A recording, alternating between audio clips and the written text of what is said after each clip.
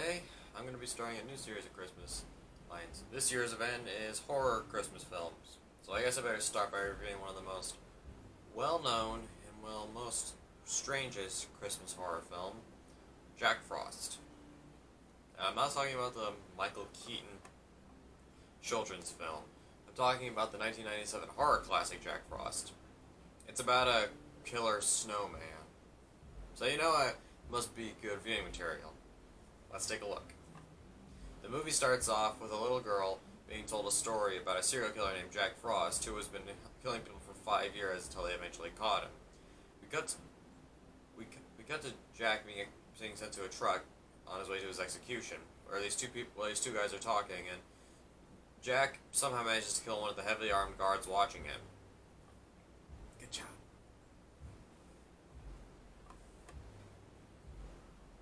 The truck. Look. So the truck that Jack's being escorted in ends up crashing into a truck that has a bunch of chemicals in it.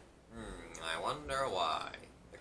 In the crash, Jack is free and not dead somehow, but that all comes back to bite him when he gets sprayed with the chemicals, which turns him into, you guessed it, a living snowman. At least we're accept to know. They don't actually spend like freaking work.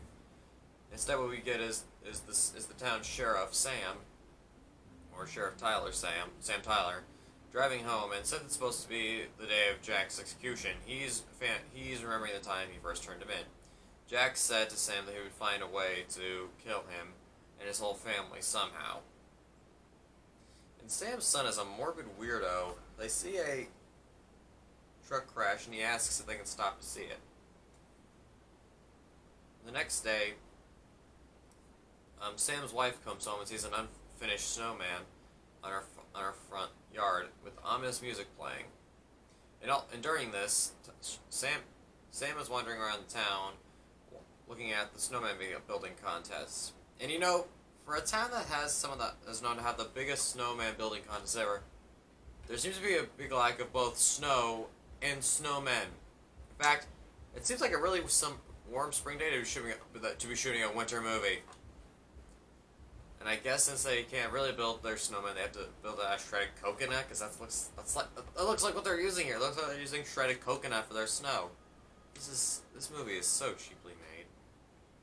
Oh yeah, and one of the kids there actually asks Sam what's the difference between snowman and snowwoman, and he makes a joke saying, snowballs.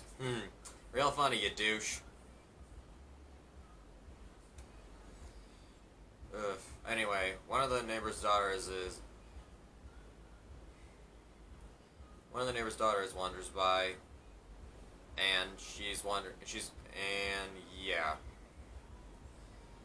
By the way, the girl's name is Jill. Yeah, like Jack and Jill. Anyway,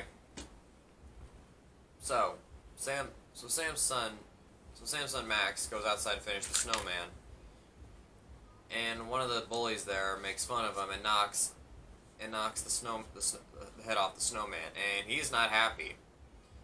Then what happens is the kid gets knocked over, and while a sled's coming by, the sled freaking decapitates him.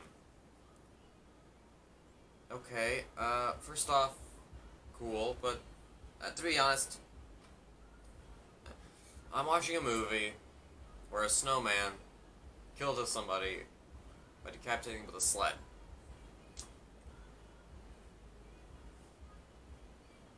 You can only go downhill from here, people. Anyway. So the kid's family is mourning over his death, but not Jill. She's going to see her boyfriend, Tommy.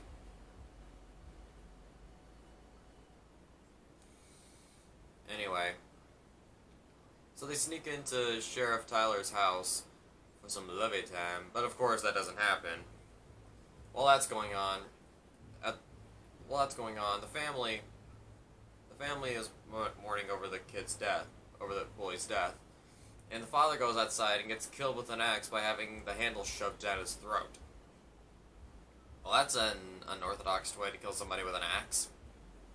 And then Jack sneaks into the house and kills the wife by strangling her with Christmas lights, bashing her head into some ornaments, and then tying her up to the tree. Yeah, if you were unaware this movie was not meant to be taken seriously, well, this is your hint. Anyway, back to the sheriff's house. The girls having Jill's taking a bath, and everything goes well until she gets killed by Jack. Yeah. I should mention that earlier. Jack killed Tommy by shooting projectile icicles because he can do that apparently. In the middle of the town, Jack shows up in the town, and Special Agent Manor and a scientist named Stone are explaining what happened, and they get the idea and Jack sneaks in, and Sam hits him with a blow dryer and finds out that he can hurt him. Okay, and they fill up the whole place with aerosol cans and prepare to blow the place up. And they left the keys by the door before they can get out. Wow, these people are so screwed. Sam gets the keys and they blow up the place. But Jack's still alive. Oh well. Jack kills Manor and forces himself inside a stone. You know, like the way they did it in Men in Black. But Stone barfs Jack out of him and chases after Sheriff Sam and his son. I should mention that earlier in the movie, Sam's son made some weird breakfast oatmeal stuff, and Sam hit Jack in the face with it. It's making him melt because it turns out the kid put antifreeze in it. That kid's a maniac. Well, all they know is Jack's true weakness. Sam has one of the town folk fill the back of his truck with antifreeze. Jack gets thrown into the antifreeze, melts, and they bury the antifreeze with Jack in it. In an unmarked grave. Yeah, don't give this stuff away to higher authority. Anyway, movie over. I wonder if they made a sequel and... Oh god, they did. Oh well. Okay, well, movie over. I can't really recommend Jack Frost. But if I could say one word to describe it, it would be beige. Well, that's enough for me. See ya.